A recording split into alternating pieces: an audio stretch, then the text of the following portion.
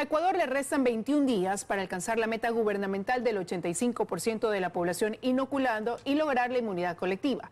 Pero ¿qué sucede después de alcanzar esta meta? Vanessa Robles se encuentra en un punto de vacunación y nos amplía la información. Vanessa. ¿Cómo estás, Liz y amigos televidentes? Asegurar que la situación deje de ser pandémica y que se convierta en endémica es algo que no ocurriría a corto plazo, sobre todo por la aparición de nuevas variantes. Y para ello, el gobierno afina esfuerzos para completar esta meta del 85% de personas inoculadas. ¿Pero esto es suficiente o no? Se lo contamos en el siguiente reportaje. El objetivo lo planteó el Ministerio de Salud a mediados de septiembre, que al finalizar el año al menos 15 millones de ecuatorianos posean el esquema completo de vacunación. Y para alcanzar este 85% de inoculados, el tiempo se agota. Por ello se implementan diversos puntos de vacunación en centros comerciales o entidades públicas del país, a más de los 115 centros disponibles. Toda persona a partir de los 18 años de edad puede ser ya inoculada con su tercera dosis o refuerzo. ¿Cuál es el único requisito? Tener 6 meses de haberse aplicado su segunda dosis. Este sábado 11 y domingo 12, por ejemplo, se desarrollará la campaña de vacunación masiva Vacunatón, desde las 8 de la mañana hasta las 4 de la tarde, en todos los puntos habilitados del territorio. Primeras y segundas dosis para mayores a 5 años y las de refuerzo, apuntando a la inmunidad comunitaria. Pero, ¿estamos protegidos luego de lograr este objetivo? El doctor César Mariscal lo explica. En el medio hay otras variables. El tener un porcentaje de población vacunado significativo es lo mejor que puede pasar, porque si no, pero no es una garantía de nada. No es una garantía que se termine la pandemia. A esto agrega que en vista de la aparición potencial de variantes, como la Omicron, que es más transmisible, las medidas de protección deberán acompañarnos mucho más tiempo. E indistintamente que esté vacunado el 90% de la población, la mascarilla la vamos a tener que seguir usando, digamos. ¿Sí? Yo creo que de la mascarilla no nos vamos a poder olvidar por un buen tiempo, justamente por la aparición potencial de variantes que puedan en algún momento comportarse de una manera más severa, ¿no? El grupo etario que lidera la inmunización completa son las personas de 25 a 49 años, con el 84,2% de vacunados. En total, 11,7 millones de ecuatorianos ya tienen el esquema completo. Esto corresponde al 73,1% de 16 millones de habitantes mayores de 5 años, es decir, el grupo objetivo. Y se redoblan esfuerzos para incrementar las cifras de personas inoculadas antes de finalizar este 2021. Y la importancia es que a pesar de tener la vacuna, si es que llegase a darle COVID, los síntomas son mucho más leves.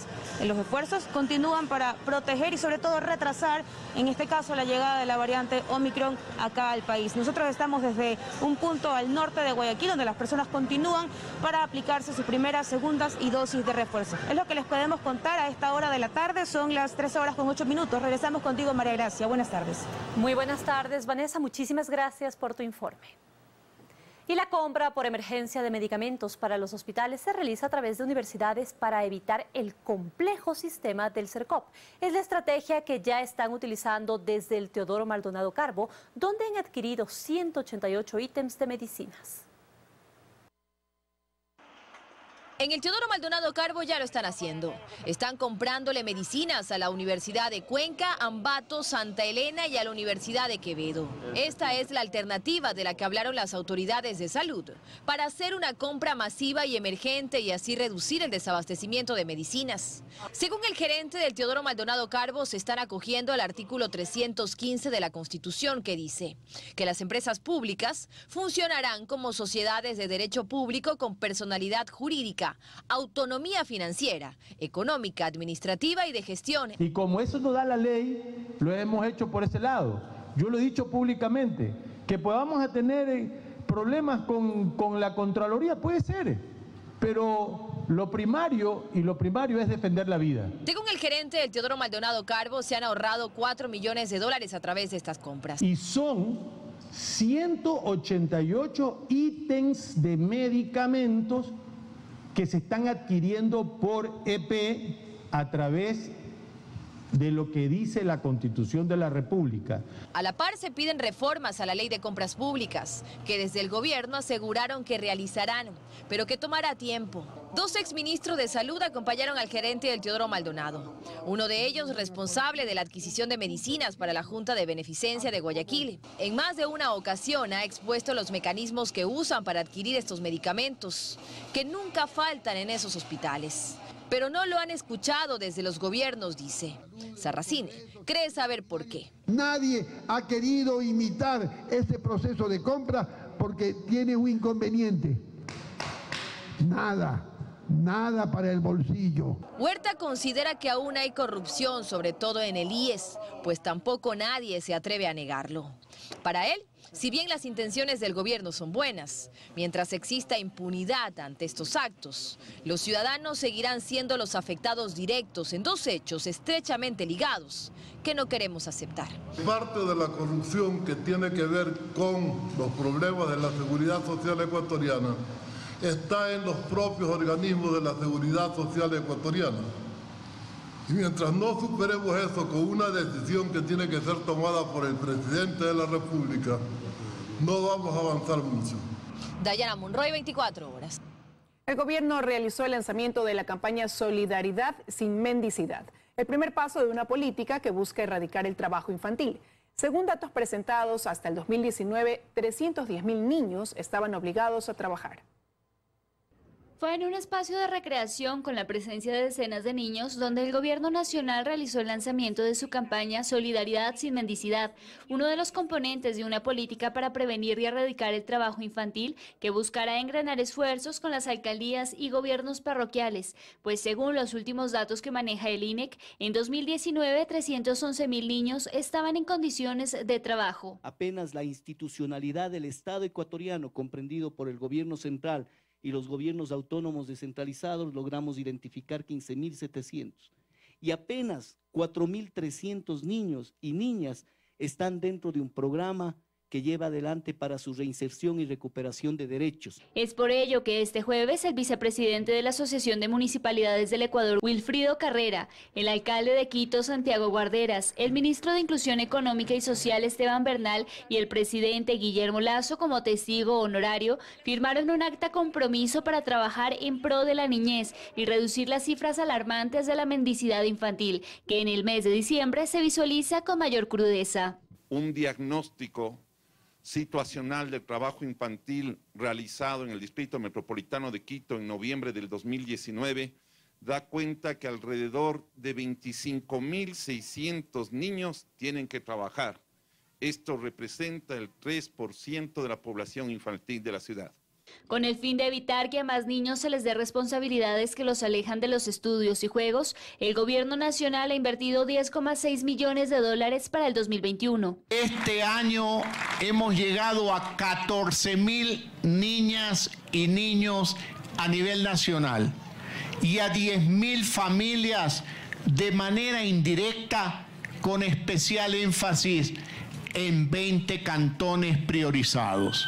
De acuerdo a la Organización Internacional de Trabajo, 11 millones de niños y jóvenes trabajan a nivel mundial. Como consecuencia de la pandemia, 3 millones de niños latinoamericanos más están en riesgo de sumarse a esta cifra. En Quito, Daniela Valencia, 24 horas. Más noticias en 24 horas. El Ministerio de Energía realizó la convocatoria oficial para que los inversionistas interesados participen en el proceso de selección para la concesión de 3 proyectos de generación de energía renovable. Las autoridades explicaron que esto significará alrededor de $1.800 millones en inversión y representará cerca de 11.000 fuentes de empleo. Que se da inicio a la licitación de los proyectos mediante la modalidad de procesos públicos de selección. Se tratan de proyectos de generación eléctrica, bloque de energías renovables no convencionales de 500 megavatios, bloque de ciclo combinado de gas natural de 400 megavatios y un proyecto, por primera vez en la historia del país, un proyecto de transmisión que permita abastecer con energía limpia y renovable al sector petrolero. Y aquí quiero destacar la importancia de este último proyecto. Como ustedes conocen, parte de las responsabilidades del Ministerio es del área de hidrocarburos. Y esta provisión de energía eléctrica al sector petrolero, sin duda alguna, tiene efectos muy positivos en el desarrollo de esa industria. En primer lugar, garantizar energía confiable, segura y continua para los sectores petroleros. Y en segundo lugar, y quizá más importante aún, eliminar el consumo de diésel con los consecuentes beneficios que trae esto. Eliminación de contaminación, uso de recursos escasos que tiene el gobierno nacional y además alinearnos, como no puede ser de otra manera, con la política energética y ambiental del gobierno nacional. Continúa la audiencia preparatoria de juicio en el caso Las Torres. Hasta el momento, Fiscalía ha expuesto el 30% de los elementos de convicción. El contacto es con Daniela Valencia desde la Corte Nacional de Justicia. Buenas tardes, Daniela, cuéntanos.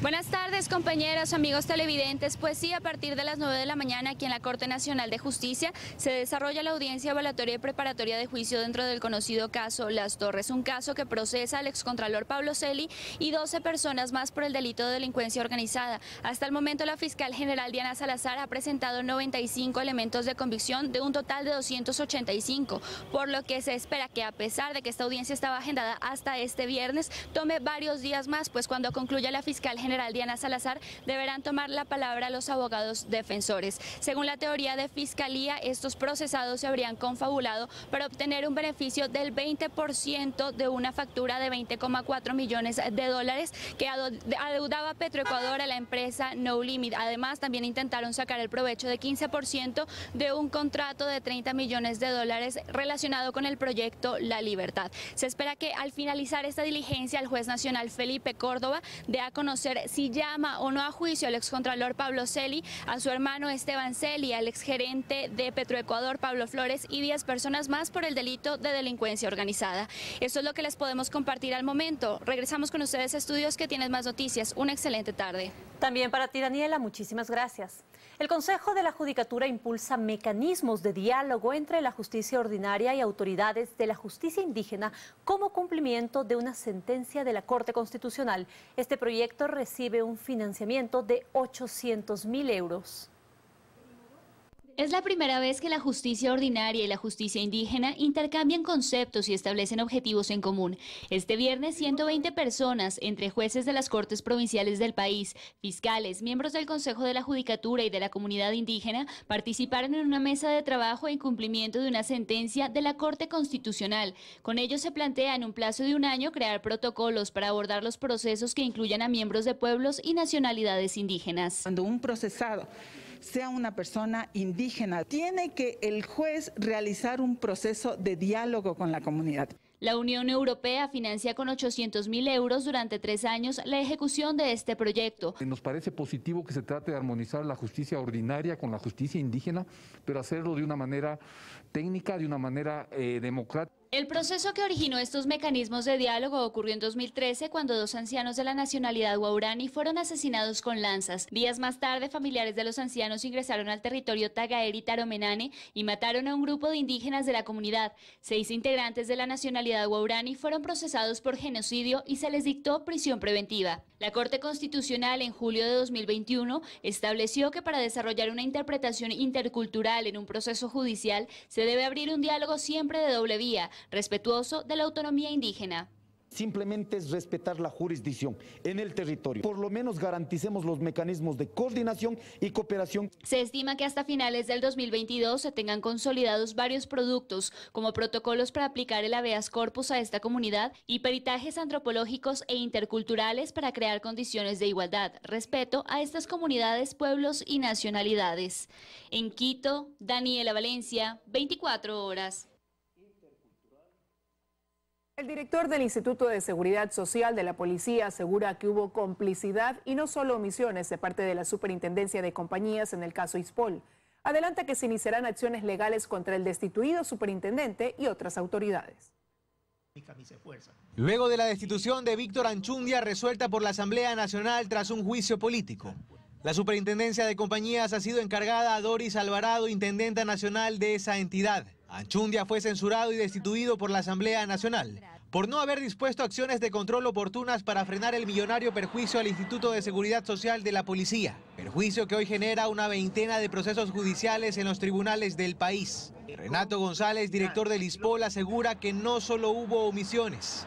Complicidad. Aquí lo que existe es un claro caso de crimen organizado, y lo hemos manifestado con todas sus palabras, político, económico, transnacional. Y adelanta que se iniciarán acciones legales contra el destituido funcionario y otras exautoridades. El rol de Cristian Cruz en la superintendencia de bancos, el rol de la señora Suad Mansur en la superintendencia de compañías, valores y seguros, quien ejerció la Contraloría General del Estado, recuerde, el señor Carlos Polit en esos años, el doctor José Serrano Salgado. En Guayaquil hay 5 procesos en marcha, 2 por falsedad de información, vinculados a presuntas irregularidades cometidas en el depósito centralizado de valores de Cebale y en la Casa de Valores Citadel.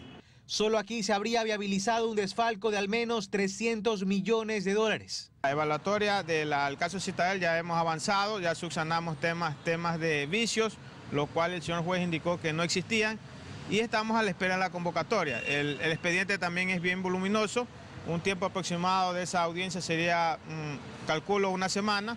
En cuanto a ese vale es más voluminoso, calculo que el tiempo es mucho más amplio y que iniciaría con tratar vicios de nulidad respecto a ese proceso. Ese vale se convocó ya para el 10 de enero del 2022. Sin embargo, esta es apenas una de las piezas de un caso que tiene alcance internacional. En medio, un perjuicio de al menos 950 millones de dólares al ISPOL. Es la afectación al seguro de enfermedad y maternidad. Las pensiones, por suerte, no se han visto afectadas aún. Según información del ISPOL, el desfalco habría empezado incluso antes de 2013, fecha que se había tomado inicialmente como punto de partida para la investigación de una trama que pareciera ser de larga data. En Guayaquil, Carlos Acoto, 24 horas. Ricardo Rivera, tío de Jorge Glass, salió de la cárcel donde permaneció durante 4 años luego de que un juez le concediera el privilegio de terminar de cumplir su pena en libertad. Rivera salió anoche de la cárcel regional de Guayaquil. Diana Monroy informa.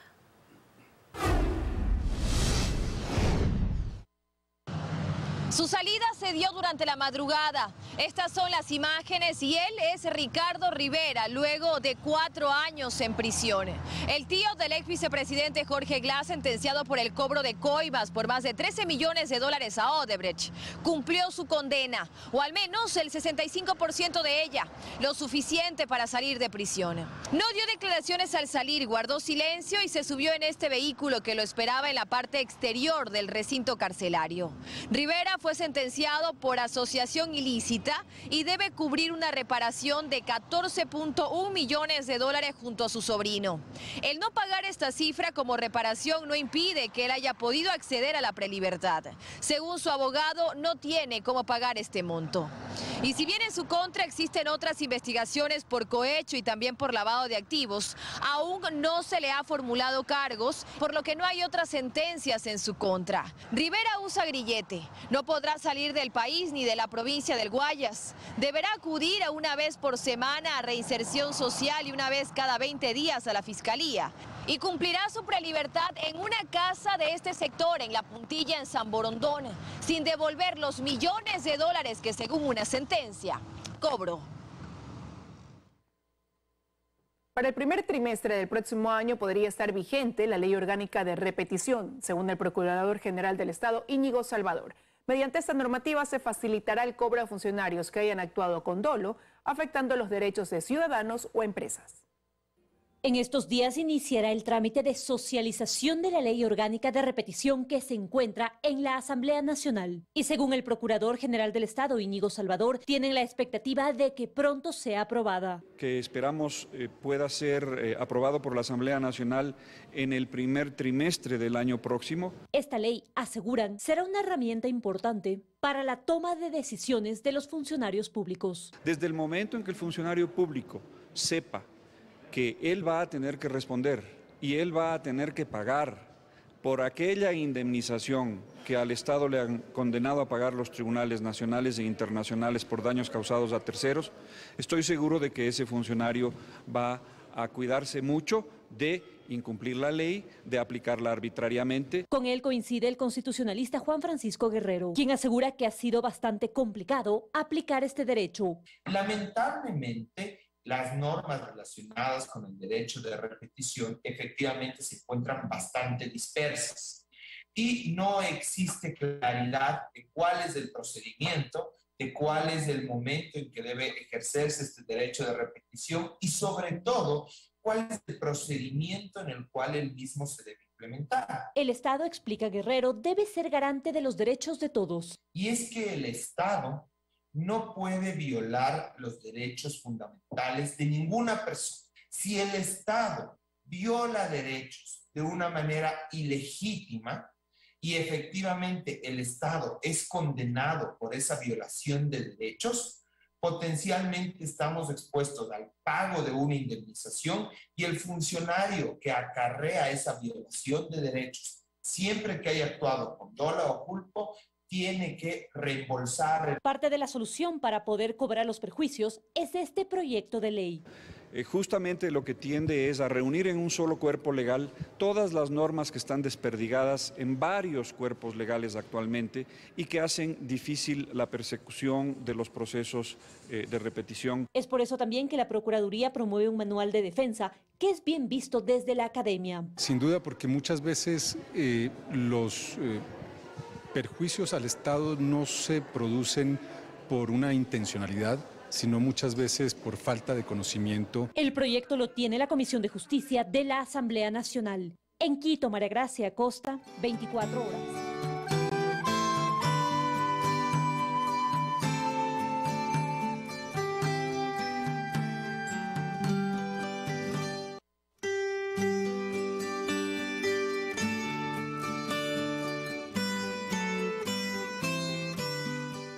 Estamos de regreso con más información. El Museo de la Casa del Alabado en el Centro Histórico de Quito contiene una colección extraordinaria de piezas precolombinas.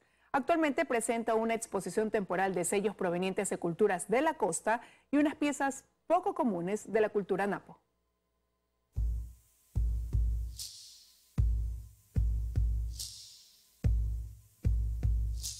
El Museo Casa del Alabado es un tesoro que alberga tesoros en el corazón de Quito.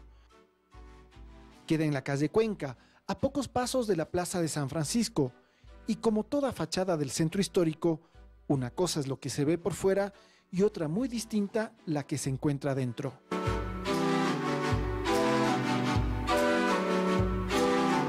El museo ocupa una casa colonial, una de las más antiguas de Quito, que fue refaccionada y recuperada por la Fundación Tolita y que adaptó todos sus espacios para exhibir cientos de piezas precolombinas de exquisita calidad y diseño. El museo como tal custodia una colección de 5.000 artefactos, de los cuales están expuestos aproximadamente 650. No es un museo tradicional. Aquí no se han dispuesto a los objetos de manera cronológica o clasificadas por sus culturas originarias. Lo que aquí prima es la belleza y el acabado de cada una de estas piezas. Hay una selección desde un punto de vista estético. Se ha buscado los ejemplos más representativos en cuanto a técnica, en cuanto a decoración, en cuanto a composición de las diferentes culturas que conforman la colección. Y claro que en estas salas hay historia, pero lo que más sorprende es el arte, como esta cabeza de venado de la cultura chorrera o este guerrero de la cultura tolita. Una pieza poco común por el movimiento y su realismo. ¿Acaso estaría bailando? ¿Acaso estaría sosteniendo una lanza? En el museo están representadas 21 culturas prehispánicas del Ecuador que van básicamente desde el periodo precerámico, es decir, aproximadamente el 12.000 a.C., hasta el periodo de integración. Estamos hablando prácticamente antes de la llegada de los españoles y hay algunas cosas incas también. Desde fines de noviembre el museo está presentando una exposición temporal de sellos, pequeñas piezas cerámicas con patrones geométricos, en algunos casos con figuras de animales o representaciones antropomorfas. Son sellos que tienen una diversidad tal en su iconografía y en su materialidad y en su talla y en su elaboración, que sí creo que cada pieza tiene un proceso artístico individualizado.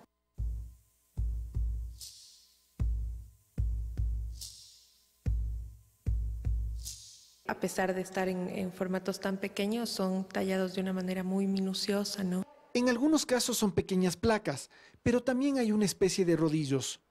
Son pequeños, a veces diminutos, pero no es difícil imaginarlos adornando la piel o la ropa de algún antepasado local. No estamos seguros de si se marcaron solo sobre la piel o sobre el textil específicamente, sino que pensamos que habían varios soportes de marcado, por ejemplo, para los sellos.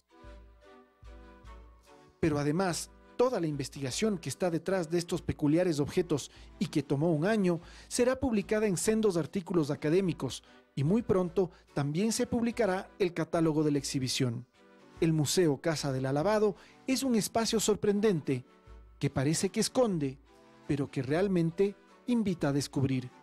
Tomás Chufardi, 24 horas.